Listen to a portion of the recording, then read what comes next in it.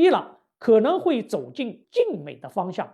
而难以走向亲美的方向，因为美西方根本不会接受一个拥核的伊朗。对伊朗的发展方向我们保持定力就可以了。据新华社德黑兰当地时间1月13号的报道，伊朗外交部发言人巴加埃在当日举行的新闻发布会上回答新华社记者有关两国关系与合作的提问的时候表示，伊中关系在经济、贸易和科学等不同领域多元化发展，旅游和文化交流是两国合作的重要领域。相信依靠文明纽带与坚实的文化基础，伊中两国将在双边关系的完善与进一步发展上不断迈出新步伐。伊朗外交部的这个表态可以说是中规中矩的，也在相当程度上表达了伊朗方面稳定中伊关系的良好愿望。但是对伊朗这个国家的未来发展方向仍然感到有一些隐忧。先前有因为中方在波斯湾三岛问题上在阿联酋与伊朗之间保持中立，伊朗然后就召见了中国大使，表示不满，造成的两国关系的磕磕绊绊。接着伊朗外长阿拉科齐结束为期2天的访华行程回国之后，第一时间就向西方喊话，称随时做好了立刻与西方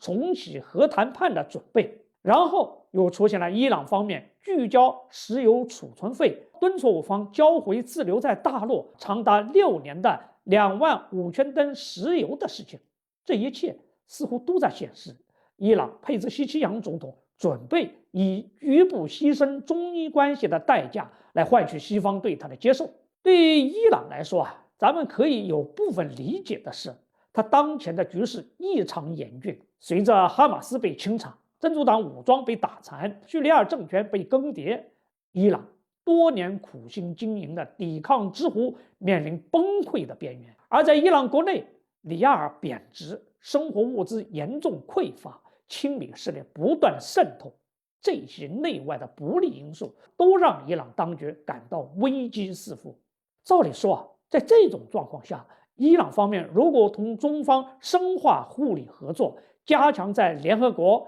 上合组织、金砖组织等多边框架内的沟通协作，维护共同利益，是有利于伊朗摆脱困境，获得重新发力的机会的。但伊朗当局的想法显然与大家的期待不太一样。或许是由于历史和现实的原因，伊朗似乎更加愿意通过改善与西方的关系来摆脱当前的困难局面。但伊朗似乎没有想到，中方并不反对他与西方改善关系，只是不能以牺牲中伊关系为代价来发展他与西方的关系。对于伊朗的进一步发展方向，其实我们也不必过于担心。伊朗可能会走进近美的方向，而难以走向亲美的方向，因为美西方根本不会接受一个拥核的伊朗。而我们退一步来说，即使伊朗亲美派上台，也没有什么了不起。就算在国际上反美的力量暂时削弱了，